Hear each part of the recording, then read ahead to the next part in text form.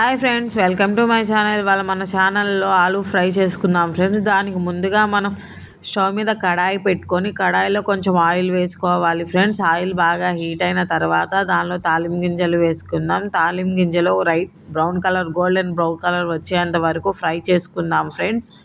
చూసారా ఫ్రెండ్స్, తాలింపు గింజలు ఫ్రై అవుతున్నాయి. అలా ఒక 2 మినిట్స్ ఫ్రై చేసుకున్న తర్వాత ముందుగా కట్ చేసి పెట్టుకున్న ఉల్లిపాయలు, పచ్చిమిర్చి, కరివేపాకు వేసుకుందాం ఫ్రెండ్స్. ఇవి కూడా ఒక 2 మినిట్స్ ఫ్రై చేద్దాం.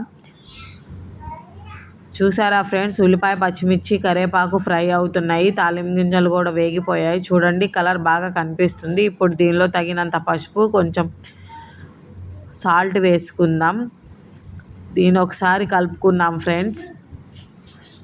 చూసారా ఫ్రెండ్స్, ఉల్లిపాయ, పచ్చిమిర్చి వేగుతున్నాయి. ఇలా ఒక 2 మినిట్స్ ఫ్రై చేసుకుందాం. దీని తర్వాత ముందుగా ఉడకబెట్టుకున్న ఆలుని దానిలో తాలింపులో వేసుకుందాం ఫ్రెండ్స్. ఒకసారి కలుపుకుందాము. నేను మీకు చూపించలేదు ఫ్రెండ్స్, నేను ముందుగానే ఉడకబెట్టి కట్ చేసి పెట్టాను ఫ్రెండ్స్. వాటిని ఆలుని ఒకసారి వేసి బాగా కలుపుకుందాం. బాగా కలిపి ఒక 2 మినిట్స్ మగ్గనిద్దాం ఫ్రెండ్స్. మగ్గిన తర్వాత చూపిస్తాను.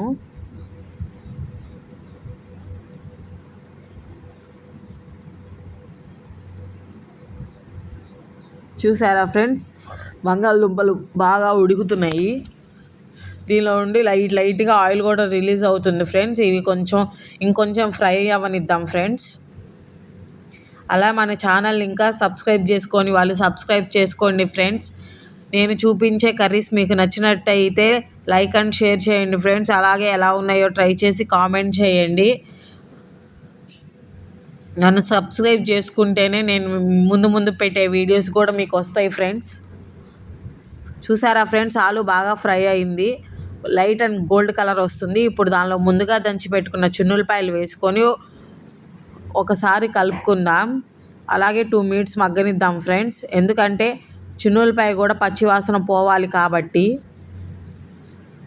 ఒక 2 మినిట్స్ మగ్గినాయి ఫ్రెండ్స్. దీనిలో ఇప్పుడు కొంచెం కారం వేసుకుందాం. కారం వేసుకొని కొంచెం కలిపి పెడదాం ఫ్రెండ్స్.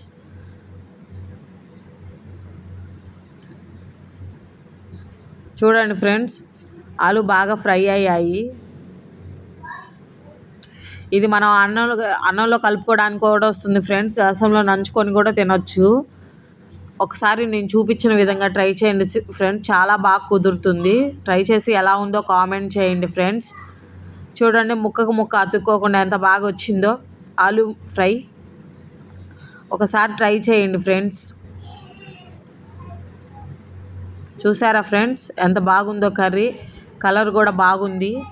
టేస్ట్ కూడా అలానే చాలా బాగుంటుంది ఫ్రెండ్స్. ఒకసారి ట్రై చేసి ఎలా ఉందో నాకు కామెంట్ చేయండి ఫ్రెండ్స్.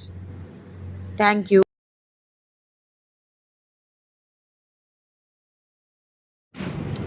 చూసారా ఫ్రెండ్స్, ఆలు బాగా ఫ్రై అయిన తర్వాత దానిలో కొంచెం కొత్తిమీర వేసుకొని ఒకసారి కలిపి పెట్టుకోవాలి ఫ్రెండ్స్. అంతే ఫ్రెండ్స్, మన ఆలు ఫ్రై రెడీ అయిపోయింది. Thank you.